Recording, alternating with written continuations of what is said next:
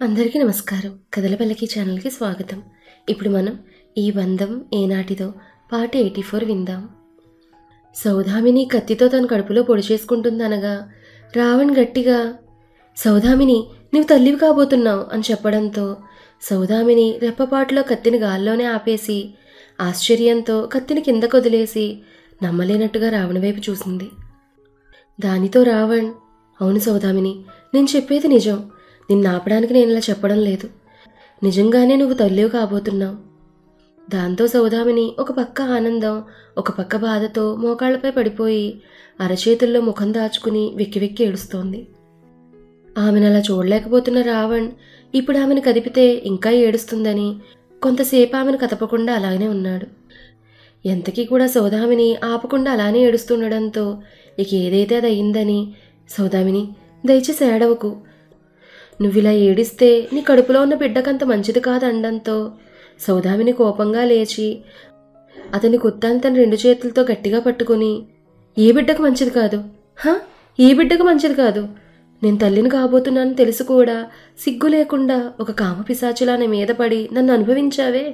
అప్పుడు నా కడుపులో ఉన్నది కూడా ఈ బిడ్డనే కదా, అప్పుడు తెలియలేదైతే తప్పని, ఇలా చేస్తే నా బిడ్డకు మంచిది కాదని, ఇప్పుడు మాత్రం పెద్ద ఉత్తముళ్ళ నీతి కబుర్లు చెప్తున్నా అంటూ అతను కుత్తను వదిలేసి తన పొత్తి కడుపుపై చెయ్యి వేసుకుంటూ, మా ప్రేమ గుర్తుగా పెరగాల్సిన ఈ బిడ్డ నీవు చేసిన పాపంతో నీ స్పర్శతో ఎప్పుడూ అపవిత్రమైపోయింది. అలాంటి ఈ బిడ్డ నాకు అవసరం లేదంటూ తన పొత్తి కడుపుపై తనే గట్టిగట్టిగా గుద్దుకుంటోంది. రావణ ఆమెను ఆపడానికి ముందుకొస్తుంటే సౌదామిని గట్టిగా, రావద్దు, నువ్వు నన్ను ముట్టుకోవడానికి ప్రయత్నించినా, నన్ను ఆపాలని ప్రయత్నించినా కూడా నేను కూడా నా బిడ్డతో ఇక్కడే మరణిస్తానంటూ తన కడుపుపై గట్టిగట్టిగా కొట్టుకుంటూ రక్తస్రావమై అలానే నిన్నటి నుంచి ఏం తినకపోవడం వల్ల కూడా కళ్ళు తిరిగి పడిపోయింది. దానితో రావణ్ కంగారుగా ఎత్తుకుని మంచంపై పడుకోబెట్టి తనకి సాయం చేసి ఆ చెలికత్తెని పిలిచి తనకి స్నానం అవి చేయించి బట్టలు మార్చమని చెప్పి తను రాజవైద్యులను పిలిపించడానికి వెళ్ళాడు.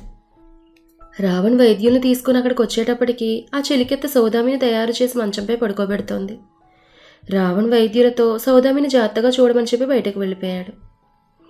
వైద్యులు ఆమెను క్షుణ్ణంగా పరిశీలించి అవసరమైన చికిత్స చేసి కొన్ని పసరమందులు తయారు చేసి సౌదామినికి ఎప్పుడెప్పుడు ఇవ్వాలో చెలికెత్తకు చెప్పి బయటకు వెళ్ళి రావణ్తో, మహారాణి గారికి గర్భస్రావం అయిందని, కొన్ని రోజుల్లో పూర్తిగా కోలుకుంటారని చెప్పి వెళ్ళిపోబోతుంటే, ఆగండి అని రావణ్ అనడంతో వారు ఆగిపోయారు. ఉదయం తన తల్లి కాబోతుందని నిర్ధారించిన వైద్యులు మీరే కదా అని రావణ్ అడగడంతో వాళ్ళు అవునన్నట్టుగా తలూపారు. దానితో రావణ్, చూడండి, మహారాణి గారికి ఇలా జరగడం చాలా బాధాకరమైన విషయం. ఏమైందో కానీ మహారాణి గారు ఆ బిడ్డను వద్దనుకుని తనకి తానే ఆ బిడ్డను కోల్పోయారు. ఆమెను పరీక్షించేటప్పుడు మీకే అర్థమై ఉంటుంది కదా, ఆమెకున్న సమస్య ఏంటో తెలియదు. కానీ మీరు మాత్రం మహారాణి గారు ఇలా తల్లయ్యారు, తనకి తానే బిడ్డను దూరం చేసుకున్నారంటూ ఈ విషయం ఎక్కడా కూడా ప్రచారం చేయకండి. మహారాణి గారికి ఇలా జరిగినట్టు రాజమాతకు, ముఖ్యంగా మన మహారాజు ఫణీంద్ర భూపతి వర్ధన్ గారికి తెలియకూడదు. లేదంటే ఇది వారి కాపురంలో ఎటువంటి ముప్పు తెస్తుందో ఎవరికి తెలియదు. మహారాణి గారే సమయం చూసుకుని వాళ్ళకి అర్థమయ్యేలా చెప్పుకుంటారు. కావున మీరు పొరపాటును కూడా ఈ విషయం గురించి ఎక్కడ నోరు జారకూడదని కొంచెం బెదిరిస్తున్నట్టుగా, ఒకవేళ మీరు ఎక్కడైనా నోరు జారితే మాత్రం రాజద్రోహం కింద మీ ఇద్దరికి ఉరిశిక్ష విధిస్తాను, జాగ్రత్త అండంతో వాళ్ళు భయంతో చెమట్లు తుడుచుకుని సరే అన్నట్టుగా తల్లూపు అక్కడి నుంచి వెళ్ళిపోయారు.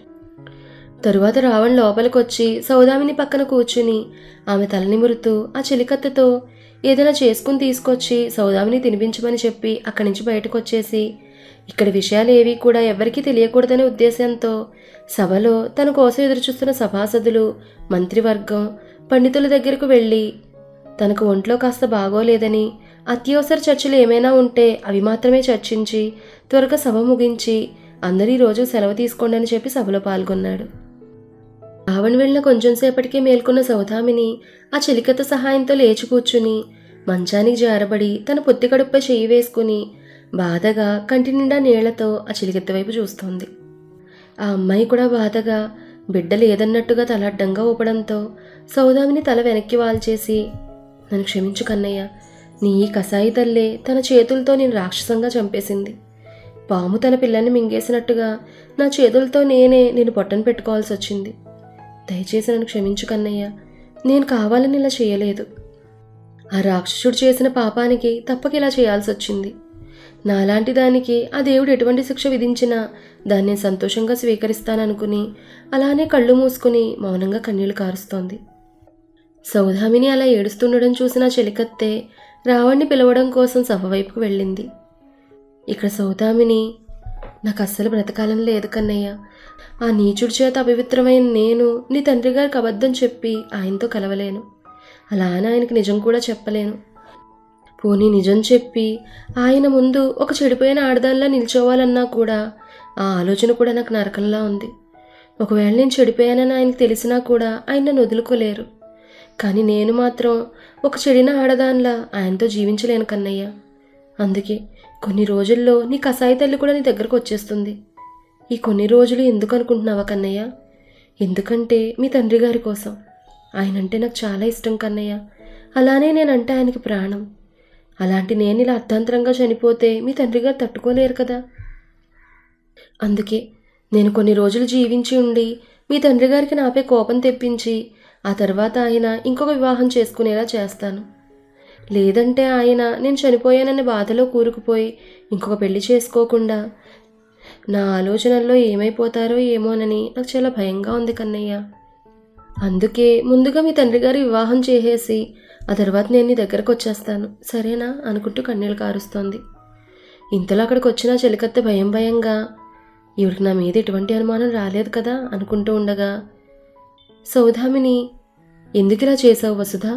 నేను నీకు ఏ పాపం చేశానని నా జీవితాన్ని తీసుకెళ్ళి ఆ నీచుడి చేతుల్లో పెట్టేశావు అనడంతో ఆ అమ్మాయి తప్పించుకోవడానికి, అది మహారాణి, మరేమో నేను అది కావాలని చేయలేదు, అతనే నన్ను బెదిరించి అంటుంటే సౌదామిని పేలవంగా నవ్వుతూ, భయపడకు వసుధ, నువ్వు ఇలా చేశావని నిన్ను నేనేమీ శిక్షించనులే.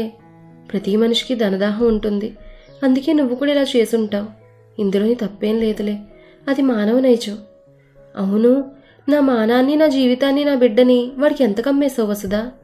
నాశనమైపోయిన నా జీవితం నుంచి లభించిన ధనంతో నీవు మీ ఇంటివారు కడుపు నిండా తింటున్నారా?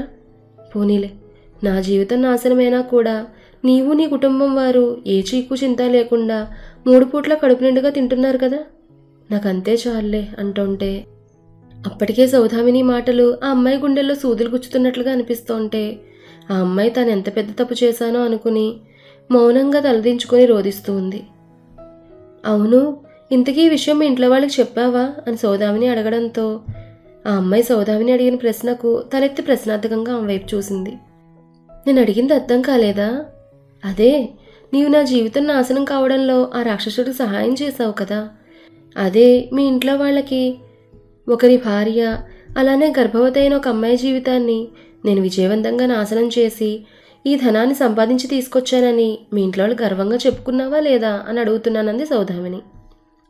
దానితో అమ్మాయి ఏడుస్తూ మహారాణి అని ఏదో అనబోతుంటే సౌదామిని బాధగా, నీకంతగా ధనం కావాలంటే నా దగ్గరకు వచ్చి, ఓ పిచ్చి మహారాణి, నేను నీ జీవితం నాశనం చేయడానికి ఒకరి నుంచి ధనం తీసుకున్నాను, నీవు నాకంతకన్నా ఎక్కువ ధనం ఇస్తే ఒక ఆడదానిగా నీకు సంభవించబోయే ఉపద్రవం నుంచి నేను నిన్ను తప్పిస్తానని అనుంటే నా మానం కోసం కాసుల వర్షమే నీ మీద కురిపించి ఉండేదాన్ని కదా వసుధా అంటూ వెక్కి వెక్కి ఏడుస్తుండడంతో ఆ అమ్మాయి గట్టిగా ఏడుస్తూ సౌదామిని కాళ్ళపై పడిపోయి, మహారాణి, దయచేసి నాకు క్షమించండి.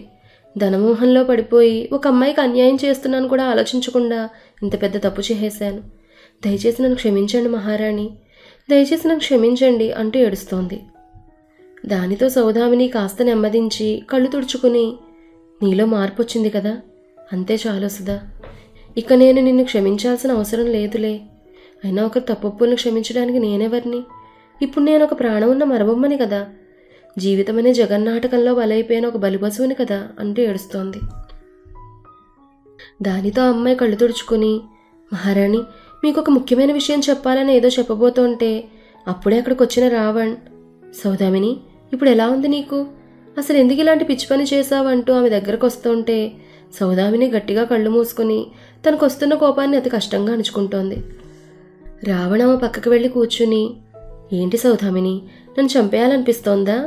ఎందుకు అనిపించదులే, నేను చేసిన పని అలాంటిది కదా, నిన్ను దక్కించుకోవడానికి నాకు అంతకు మించి వేరే మార్గం తెలియలేదు, అందుకే అలా చేయాల్సి వచ్చింది. ఇందాక నేను నీతో నిన్నిలా చేసింది నేనేనని చెప్పి నీకు నా ప్రేమ గురించి చెప్పాలని వచ్చాను. కానీ నేను చెప్పకుండానే నీవే నా స్పర్శతో నన్ను గుర్తించేశావు. ఇప్పుడు కూడా నీకు నా ప్రేమ గురించి చెప్పాలనిపిస్తోంది. కానీ నీవు వింటావో వినవో అని ఆగిపోతున్నాను. నీవు నాకు ఒక్క అవకాశం ఇస్తే నా ప్రేమను నీతో చెప్తాను సౌదామిని అని రావణ్ అనడంతో, వసుదా నీవు కొంచెంసేపు బయటకు వెళ్ళు అని సౌదామిని అనడంతో ఆ అమ్మాయి సరేనని చెప్పి బయటకు వెళ్ళి ద్వారం దగ్గర నిలబడి మళ్ళీ ఆ రావణ్ సౌదామిని ఏమైనా చేస్తాడేమోనన్న భయంతో అక్కడే నిలబడి లోపలికి తొంగి తొంగి చూస్తోంది. సౌదామిని రావణ్ వైపు నిప్పులు కక్కేలా చూస్తూ, ఇప్పుడు చెప్పు నీ బాధేంటో, నీ అమరవీర ప్రేమగాదేంటో అని అడిగింది సౌదామిని.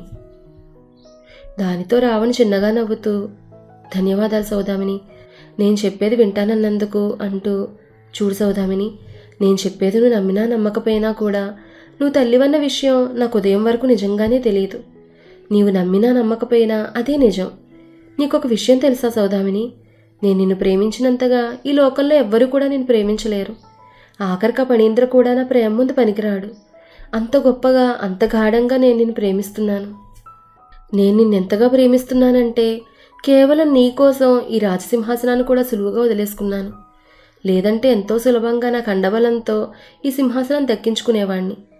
కానీ కేవలం నీ కోసం, నీకు నాపై సదభిప్రాయం ఏర్పడాలనే ఆశతో ఇప్పటివరకు ఇలా నిశ్శబ్దంగా ఉన్నాను.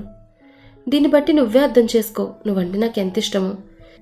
నీ కోసం ఈ రాజభోగాలన్నీ వదిలేసి వచ్చేయమన్నా క్షణం కూడా ఆలోచించకుండా నీదో వచ్చేస్తాను సౌదామిని. కానీ ఆ పణీంద్ర అలా కాదు.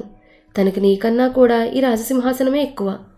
ఒకవేళ నువ్వా లేక సింహాసనం అనే ప్రశ్న వస్తే ఆ పణీంద్ర ఒక్క క్షణం కూడా ఆలోచించకుండా ఈ సింహాసనమే ఎక్కువని అంటాడు. కావాలంటే ఒకసారి నువ్వే అతను పరీక్షించుకుని చూసుకో. అప్పుడు నీకే తెలుస్తుంది ఆ పణీంద్రుని నేను ఎంత ప్రేమిస్తున్నాడో అనేది. నేను చాలా దురదృష్టవంతుని సౌదామిని. అందుకే ఒక రాజకుమారుడిగా రాజభోగాలతో బ్రతకాల్సిన నేను చిన్నప్పుడే కన్నతల్లిని కోల్పోయి ఇష్టం లేని తండ్రితో తిండి కోసం బట్ట కోసం కష్టపడుతూ బ్రతికాను. అందుకే అంత పేదరికంలో పెరిగిన నేను అంత గొప్పగా విద్యాభ్యాసం చేయలేకపోయాను. అందుకే బుద్ధి పరీక్షలు నేను ఓడిపోవాల్సి వచ్చింది. లేదంటే ఈ రాజసింహాసనం నాకే దక్కుండేది.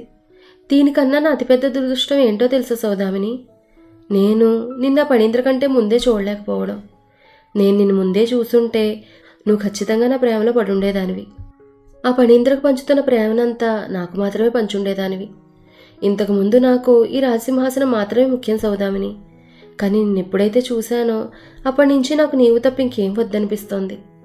నేను నిన్ను చూసేటప్పటికీ ఆ పణీంద్రకు భార్యవైపోయావు. నువ్వు ఒకరికి భార్యవైపోయావని నేను నిన్ను వదిలేసుకుంటే అది ప్రేమలా అవుతుంది సౌదామిని. అందుకే నిన్నెప్పటికైనా నా ప్రేమతో నా వైపు తిప్పుకోవాలనుకుని ప్రస్తుతానికైతే నిన్ను ఆ పణీంద్రని ఒక్కటి కానివ్వకుండా చేయాలని ఆ సాధ్వి చేత అలా నీకు మాయమాటలు చెప్పించి మీ ఇద్దరు ఇన్ని రోజులు దూరంగా ఉండేలా చేశాను. కానీ ఏమైందో ఏమో కానీ మీ ఇద్దరూ ఒక్కటైపోయారు. ఆ విషయం నాకు ఉదయం నీవు తల్లివి కాబోతున్నావు అని తెలిసేంతవరకు కూడా తెలియదు. ఎలా జరిగినా ఏం జరిగినా మీ ఇద్దరూ ఒక్కటైపోయారు. నీవు గర్భవతివి కూడా అయిపోయావు. అందుకే ఇక నేను నీ బిడ్డను కూడా స్వీకరించాలని నిర్ణయించుకున్నాను. అందుకే నీవు తల్లివి కాబోతున్నావు అని తెలిసినా కూడా నీవు స్పృహలోని సమయం చూసుకుని నేను ఆ బిడ్డను ఏం చేయలేదు. ఎందుకంటే అది నీ బిడ్డ సౌదామిని, అది నీ బిడ్డ. ఆ బిడ్డకి తండ్రి నా శత్రువే అయినా అది నాకు అనవసరం. ఎందుకంటే ఆ బిడ్డ నీ బిడ్డ అయినప్పుడు ఆ బిడ్డను స్వీకరించడంలో నాకు ఎటువంటి అభ్యంతరం లేదు. అంత ఇష్టం నాకు నువ్వంటే.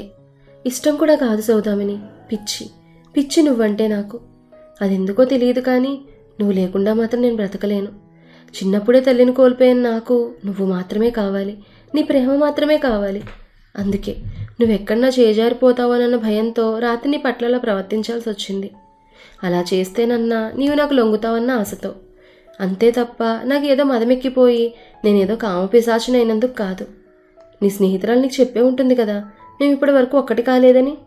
నేనంత కామపిశాచిని అయ్యుంటే ఆమెను కూడా అనుభవించి ఉండేవాడిని కదా. కానీ లేదు, నేను అలా చెయ్యలేదు. ఎందుకంటే నాకు నువ్వు మాత్రమే కావాలి, నీ ప్రేమ మాత్రమే కావాలి సౌదామిని అనడంతో రావణ్ మాటలన్నీ విన సౌదామిని, సరే నేను ఆయన్ని వదిలేసి నీతో కలిసి జీవిస్తాను అంది.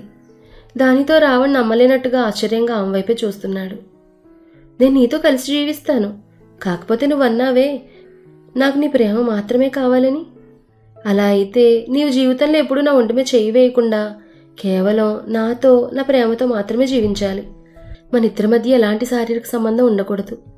ఏంటి, దీనికి నువ్వు ఒప్పుకుంటావా?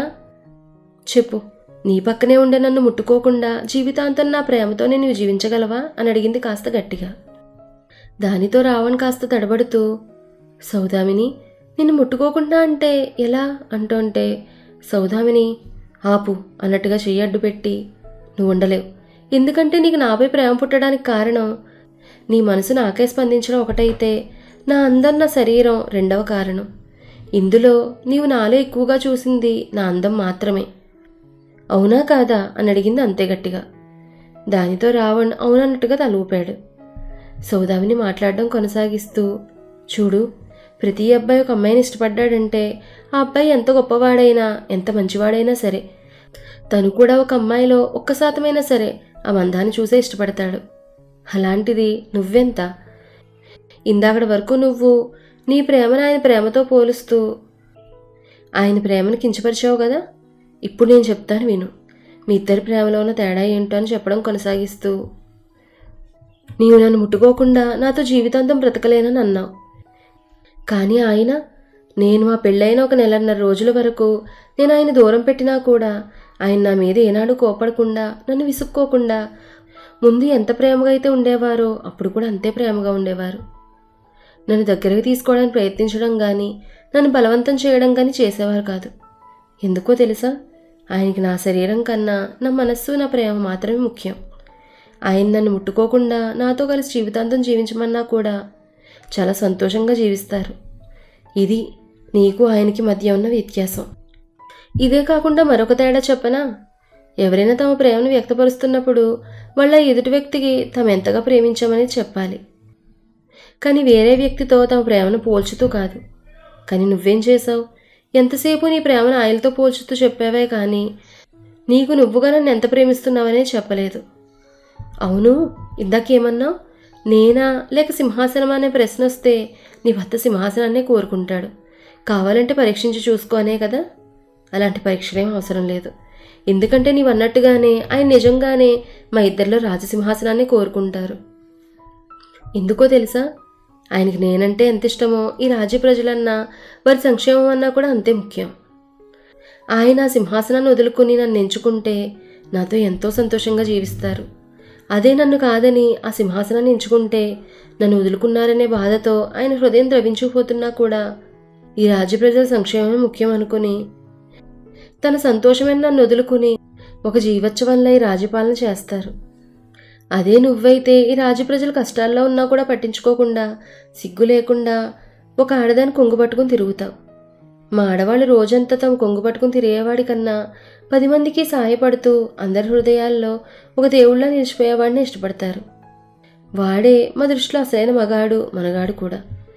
అది నీ ప్రేమకు ఆయన ప్రేమకు మధ్యనున్న మరో వ్యత్యాసం. నీకు పూర్తిగా అర్థమయ్యేలా చెప్పాలంటే ఆయన 100 మంది ప్రాణాలు నిలబెట్టడం కోసం నన్ను వదులుకోవడానికైనా సిద్ధపడతారు. కానీ నీవు మాత్రం నా కోసం 100 మంది అమాయకులను చంపడానికి కూడా వెనుకాడు. అది నీ ప్రేమకు ఆయన ప్రేమకు మధ్య ఉన్న వ్యత్యాసం. చూడు, ఆయనది ప్రేమ అయితే నీది రాక్షస ప్రేమ. నీ ఈ రాక్షస ప్రేమ నాకు అక్కర్లేదు. నా కోసం నువ్వు ఈ ప్రపంచాన్ని జయించినా, నా కోసం నీ ప్రాణాలే వదులుకోవడానికి సిద్ధపడినా కూడా నీవు నాకు అక్కర్లేదు. నాకు ఆయన మాత్రమే కావాలి, ఆయన ప్రేమ మాత్రమే కావాలని 2 చేతులు ఎత్తి జోడిస్తూ బాధగా కన్నీళ్లు కారుస్తోంది. అందుకే దయచేసి నన్ను వదిలేసే. ఎలానో నిస్సహాయ స్థితిలో ఉన్న నా మీద పడి నీ కోరిక తీర్చుకున్నావు కదా. అందుకే ఇంకెప్పుడు నా జోలికి రాకుండా నా స్నేహితురాలైన నీ భార్యతో సంతోషంగా కాపురం చేసుకో. నా భర్తతో నన్ను సంతోషంగా ఉండనివ్వు. దయచేసి నన్ను జరిగిన విషయాన్ని కూడా మర్చిపో అంటుంటే రావణ ఒక్కసారిగా ఆమె చెంపల్ని గట్టిగా నొక్కిపెట్టి ఎర్రబండ కళ్ళతో ఆమె వైపు చూస్తూ, చూడు సౌదామిని, నాకు బోధ చేయాలని చూడకు. మా ఇద్దరి ప్రేమ మధ్య ఎంత వ్యత్యాసం ఉన్నా సరే, నన్ను ఇష్టపడిపోయినా సరే నాకు నువ్వు కావాలి, నీ ప్రేమ కావాలి, ముఖ్యంగా నీ శరీరం కూడా కావాలి. నీకు ముందే చెప్పానుగా నువ్వంటే నాకు పిచ్చి అని. ఆ పిచ్చి ఈ జన్మకు కాదు కదా, ఎన్ని జన్మలైనా నీ మీద నాకున్న పిచ్చి తగ్గదు. అలాంటిది నీ నీతి కబుర్లకి నీ కన్నీళ్లకు కరిగిపోయి నేను వదిలేసుకుంటానని ఎలా అనుకుంటున్నావు? నీకు నీ మూడి ప్రేమే గొప్పదైనా ఎక్కువైనా కూడా నేను నిన్ను ప్రేమిస్తున్నంతగా ఇంకెవరిని ప్రేమించలేరనేది నిజం. నువ్వు ఒప్పుకున్నా ఒప్పుకోలేకపోయినా అదే నిజం. నువ్వన్నట్టుగా నాది రాక్షస ప్రేమే అయినా సరే, నేను మాత్రం నేను ఇంతే ఇదిగా ప్రేమిస్తాను. నువ్వు తట్టుకోలేనంతగా నా ఊపిరినంత వరకు నేను ప్రేమిస్తూనే ఉంటానంటూ అప్పటికే భయంతో ఏడుస్తున్న సౌదామిని కళ్ళు తుడుస్తూ, నువ్వు కాచే ఈ కన్నీళ్ళు నా కోసమే అయి ఉండాలి, కానీ ఇంకెవరైనా నీ కన్నీళ్ళకు కానీ నీ బాధకు కానీ కారణమైతే ఆ మరుక్షణమే వాళ్ళకి ఈ భూమి మీద ఆయువు తీరిపోతుంది సౌదామిని. అది ఎవరైనా సరే, ఆఖరికి నీ మొగుడైనా సరే. కాబట్టి ఇంకొకసారి ఏడ్చే ముందు బాగా ఆలోచించి ఏడువని. చూడు సౌదామిని, ఇందాక నీతో మంచిగా మాట్లాడుతూ నిన్ను నా వైపు తిప్పుకునేలా నెమ్మదిగా నీతో మాట్లాడానే, అది నేను కాదు. ఇది నా అసలు రూపం. ఇప్పుడు నీవు నన్ను చూసి భయపడుతున్నావే, ఇదే నా అసలైన రూపం. అది నీ ముందు బయట పెడితే ఇదిగో నువ్వు ఇలా భయపడతావనే నీతో ఇప్పటివరకు ఇంత నెమ్మదిగా మాట్లాడడం జరిగింది. అదే నా నిజస్వరూపం బయట పెడితే నువ్వు తట్టుకోలేవు. కాబట్టి ఇకపై నాకు కోపం తెప్పించేలా మాట్లాడకుండా నాతో కలిసి జీవించడానికి త్వరగా సిద్ధపడు. నేను నీకు కొన్ని రోజులు మాత్రమే సమయం ఇస్తున్నాను. ఆ సమయంలోపు నీవు మనసు మార్చుకోకపోతే నీ మొగుడి దగ్గర మనమిద్దరం ఒక్కటాయమన్న విషయం చెప్పేస్తాను. అప్పుడు వాడు నిన్ను ఎలా చూస్తాడో అనేది నీకు నేను వేరే చెప్పాల్సిన అవసరం లేదు. అలానే వాడు నన్ను ఏమైనా చేస్తాడనే భయం కూడా నాకు లేదు. ఎందుకంటే వాడిని ఎదిరించి పోరాడే సత్తా, దమ్ము, ధైర్యం అన్నీ నాకున్నాయి. కాబట్టి నువ్వు త్వరగా నీ మనసు మార్చుకోకపోతే నేను వాడికి మన విషయం చెప్పేయడమో, లేకపోతే వాడిని ఐరేంద్రదేవిని ఇద్దరిని చంపేయడమో చేసి ఈ రాజసింహాసనాన్ని అధిష్ఠించి నీతో కలిసి సంతోషంగా జీవిస్తాను. నువ్వు నాదానివి, నాకు మాత్రమే సొంతం. నువ్వెంత త్వరగా నీ మనసు మార్చుకుంటే అంత తొందరగా ఎటువంటి హింస లేకుండా ఇద్దరం కలిసి ఈ రాజ్యం విడిచిపెట్టి వెళ్ళిపోయి సంతోషంగా జీవించవచ్చు. అదే నీవు ఆలస్యం చేసినా, లేదంటే నాకు వ్యతిరేకంగా ఎటువంటి కుట్రలు పనినా కూడా నీ అత్త మొగుళ్ళని చంపి ఇక్కడే నీతో కాపురం పెడతాను. కాబట్టి త్వరగా నీ మనసు మార్చుకోవడానికి ప్రయత్నించని చెప్పి అక్కడి నుంచి వెళ్ళిపోయాడు. అతను అలా వెళ్ళిపోగానే సౌదామిని మంచంపై పడిపోయి రావణ ఏం చేస్తాడో అన్న భయంతో వెక్కి వెక్కి ఏడుస్తోంది. అలా ఏడుస్తూ ఏడుస్తూ అలానే నిద్రపోయింది. సౌదామినికి కొద్దిగా నిద్రమత్తు వదిలి మెలకు వస్తుండగా అప్పుడే తన నుదుటిపై ఎవరో ముద్దు పెట్టుకుంటున్నట్టుగా అనిపించి వెంటనే ఉలిక్కిపడి హా అని అరుస్తూ ఆ వ్యక్తిని తోహేసి లేచి కూర్చుని భయంతో గుండెలు ఎగరేస్తోంది. ఆమె తోయడంతో కింద పడిపోయిన ఫణీంద్ర తన్ని తాను నిలదొక్కుని కంగారుగా ఆమె దగ్గరికి వెళ్ళి, సౌదామిని, నేనే భయపడకు అంటూ ఆమెను తన గుండెలో హత్తుకుని ఆమెను ఊరడిస్తున్నాడు. ఇన్ని రోజులు ఏ స్పర్శకైతే తను దూరం అయిందో ఇప్పుడు ఆ స్పర్శే తను చుట్టుకుని తనకి ధైర్యం చెబుతుంటే పూర్తి స్పృహలో లేని సౌదామిని కొంతసేపు అతని కౌగిల్లో సేద తీరుతూ మౌనంగా కన్నీళ్లు కారుస్తోంది. ఫణీంద్ర ఆమెను కొంచెం సేపు అలానే వదిలేసి తర్వాత ఆమె కుదుటపడిందని అనిపించాక, సౌదామిని, ఏమైంది? దేనికి ఇంతలా భయపడుతున్నావు? ఎందుకు ఇంతలా ఏడుస్తున్నావు అని అడగడంతో అప్పటి వరకు రావణ భయంతో చుట్టుకుపోయిన సౌదామిని ఇప్పుడు అతను అడిగిన ప్రశ్నకు పూర్తి స్పృహలోకి వచ్చి అతని కౌగిల్లో ఉండడం గమనించి వెంటనే అతని నుండి తాను విడిపించుకుని లేచి కూర్చుని, నాకేం కాలేదు, ఏదో పీడకలు వచ్చేలా భయపడ్డానంతే. ఇంతకీ మీరెప్పుడొచ్చారు? మీరు వస్తున్నట్టుగా ముందుగా సమాచారం కూడా రాలేదు అని అడిగింది సౌదామిని. ఫణీంద్రకు ఆమె మాటల్లో తడబాటు, కళ్ళల్లో ఏదో తెలియని భయం, కంగారు కనబడుతుంటే ఆమె చెప్పేది నమ్మాలనిపించక, నిజం చెప్పు సౌదామిని, అసలు ఇక్కడ ఏం జరిగింది? నీవెందుకు ఇంతగా భయపడుతున్నావు? నేను ఒక పూట దూరంగా ఉంటేనే తట్టుకోలేక నన్ను హత్తుకునుండే నువ్వు ఇప్పుడు నేను ఇన్ని రోజులు దూరంగా ఉండొచ్చు నిన్ను హత్తుకుంటే ఎందుకు నన్ను వదిలించుకుని వెళ్ళి దూరంగా నిలబడ్డావు? నీ కళ్ళల్లో ఏదో తెలియని కంగారు, భయం ఎందుకు కనబడుతున్నాయి నాకు అని అడిగాడు ఫణీంద్ర. అందుకు సౌదామిని తన మనసులో, మీకు ఎలా చెప్పాలండి, ఒక దుర్మార్గుడి చేతిలో పడి అపవిత్రమైన నన్ను మిమ్మల్ని ఎలా ముట్టుకొనివ్వగలను? ఇప్పుడు నేను ఒక చెడిపోయిన ఆడదాన్ని. ఆ విషయం నేను మీకు చెప్పలేను. చెప్పి మీరు చూసే ఆ బాధతో నిండిన జాలి చూపుల్ని నేను తట్టుకోలేను. అందుకే నేను మీతో అబద్ధం చెప్పక తప్పడం లేదు. వీలైనంత తొందరగా మీకు మరో మంచి అమ్మాయిని చూసి పెళ్లి చేసి నేను శాశ్వతంగా ఈ లోకాన్ని వదిలి వెళ్ళిపోవాలనుకుని మనసులోనే ఫణీంద్ర క్షమాపణ చెప్పుకొని లేని కోపాన్ని ప్రదర్శిస్తూ, అప్పా, నన్ను ఎందుకు ఇలా విసిగిస్తున్నారు? మీకు ఒకసారి చెప్పాను కదా ఏదో పీడకలు వచ్చేలా భయపడ్డానని, మళ్ళీ ఎందుకు అడుగుతున్నారు అని చిరాకు పడుతోంది.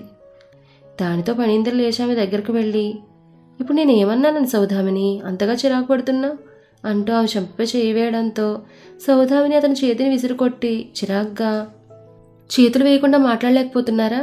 హద్దులు దాటి ప్రవర్తించకండి. ఎంత నేను మీ భార్యనైతే మాత్రం మీకు నచ్చినప్పుడల్లా నా ఒంటి మీద చేతులు వేయడం కాదు. ఇంకెప్పుడు నాకు ఇష్టం లేకుండా నా ఒంటి మీద చేయి వేయడానికి ప్రయత్నించకండి.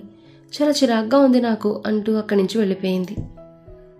సౌదామిని మాటలు అతను గుండెల్లో సూదుల్లా గుచ్చుకుంటూ ఉంటే ఆమె మాట్లాడిన ఆ మాటలు మాత్రం ఆమె మనసు నుంచి వచ్చినట్టుగా అనిపించకపోవడంతో అసలు తను ఎందుకలా ప్రవర్తిస్తోందో తెలుసుకోవాలనుకున్నాడు. అలా ఆ రోజు నుంచి సౌదామిని పణీంద్రను దూరం పెడుతూ ఉండడం, అతను తనతో మాట్లాడడానికి ప్రయత్నిస్తూ ఉంటే తను అతని నుంచి తప్పించుకుని తిరుగుతుండడం, తన దగ్గరకు రాకుండా ఎప్పుడూ రాణివాసంలోనే ఉంటూ అక్కడే నిద్రపోవడం, అక్కడికి ఆమెను కలవడానికి వెళితే భటుల చేత కలవడం కుదరదని చెప్పించి అతన్ని వెనక్కి పంపించేయడం లాంటివి చేస్తోంది. ఒక పక్క రావణ్ కూడా వాళ్ళని గమనిస్తూ వాళ్ళిద్దరిని అలా చూసి సంతోషపడుతున్నాడు.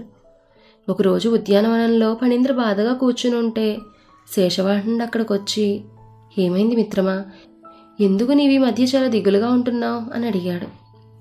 ఏం లేదు మిత్రమా, ఎందుకో తెలియదు కానీ మొన్న నేను అశ్విని రాజ్యానికి వెళ్ళి వచ్చినప్పటి నుంచి సౌదామిని ప్రవర్తనలో చాలా తేడా వచ్చింది.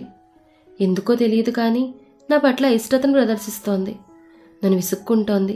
కారణం లేకుండా నా పైన కోపపడడం, చిరాకు పడడం చేస్తోంది. నేనేమైందో తెలుసుకోవడానికి తనతో మాట్లాడడానికి ప్రయత్నిస్తున్నా కూడా నా నుంచి తప్పించుకుని తిరుగుతోంది. ఏమైందో ఏం అర్థం కావడం లేదు. కనీసం కారణం చెప్పైనా తను నాకు దూరంగా ఉన్నా కూడా నాకు ఇంత బాధగా ఉండేది కాదేమో అంటూ కళ్ళు మూసుకుని తల వెనక్కి వాల్చి చిన్నగా కన్నీళ్లు కారుస్తూ బాధపడుతున్నాడు పణీంద్ర.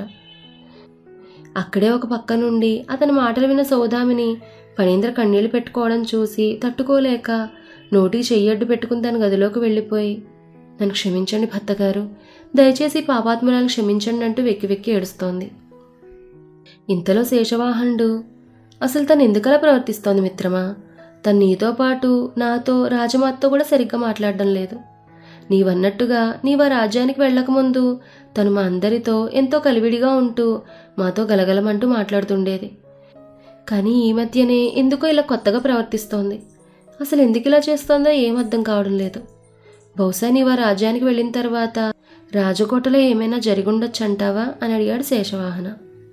దానితో పణీంద్ర, నాకు కూడా అలానే అనిపిస్తోంది మిత్రమా, అసలు నేను ఆ రాజ్యం వెళ్ళాక ఇక్కడ ఏం జరిగిందో ఏంటో తెలుసుకోవాలి మిత్రమా అనడంతో శేషవాహన కూడా అవునన్నాడు. అయితే వీళ్ళ మాటలను మరోవైపు నక్కి ఉన్న రావణ్ కూడా వినేయడంతో, హహా, మీకు అవకాశాన్ని నేను ఇవ్వనుగా పణీంద్ర అనుకుంటూ అక్కడి నుంచి వెళ్ళిపోయాడు. ఆ తరువాతి రోజు నుంచి అసలు ఏం జరిగిందో తెలుసుకోవాలనుకున్న పణీంద్ర శేషవాహనులను తన రాజమాత అధికారాలతో ఇద్దరికీ తీరికలేని వ్యవహారాలను అంటగడుతూ కావాలనే ఎవరికీ తెలియకుండా తనే కొత్త కొత్త సమస్యలను సృష్టిస్తూ పణీంద్ర మహారాజు పదవిలో, శేషవాహన ఈ మధ్యనే కొత్తగా స్వీకరించిన మహామంత్రి పదవిలో తీరిక లేకుండా తమ కార్యనిర్వహణలో పూర్తిగా నిమగ్నమైపోయేలా చేశాడు రావణ్. ఒకరోజు సౌదామినికి తన దగ్గర పనిచేసే చెలికత్త వసుధ ఆమె మారిపోయాక తనతో ఏదో చెప్పడానికి ప్రయత్నిస్తుంటే అప్పుడే రావణ్ రావడంతో ఆమె చెప్పకుండా ఆగిపోయి తను చెప్పిందని బయటకు వెళ్ళిపోవడం, ఆ రోజు నుంచి ఇప్పటి వరకు మళ్ళీ తను కనిపించకపోవడం, అలానే తన స్నేహితురాలైన త్రివేణి తను రావణ్ చేతిలో బలైపోయిన రోజే తమ తల్లిదండ్రులు చూడడానికి త్రివేంద్ర రాజ్యానికి వెళ్ళిందని తెలిసి ఇప్పటి వరకు తను కూడా తిరిగి రాకపోవడం గుర్తొచ్చి అసలు ఏమైపోయారు ఇద్దరు అనుకుంటూ వాళ్ళ గురించి ఆలోచిస్తున్న ఆమెకు ఒక్కసారిగా రావణ్ గుర్తొచ్చి భయంగా, ఒకవేళ రావణ్ కానీ వీళ్ళని ఏమైనా అనుకుంటూ భయంతో బిగుసుకుపోయింది. అసలు ఆ వసుధ సౌదామినికి ఏం చెప్పాలని ప్రయత్నించింది? సౌదామినితో ఏదో చెప్పాలని ప్రయత్నించిన వసుధ రావణ్ని చూసి ఎందుకు చెప్పడం ఆపేసింది? ఆ రోజు నుంచి తను ఎందుకు కనపడకుండా పోయింది? సౌదామిని స్నేహితురాలైన త్రివేణి ఇప్పటి వరకు ఆ రాజ్యంలో ఎందుకు కనపడడం లేదు? ఈ విషయాలన్నీ కూడా మనం నెక్స్ట్ ఎపిసోడ్లో తెలుసుకుందాం. ఈ కథ మీకు నచ్చితే లైక్ చేయండి, షేర్ చేయండి. అలాగే మన కథల పల్లకి ఛానల్ని సబ్స్క్రైబ్ చేసుకోండి. ధన్యవాదాలు.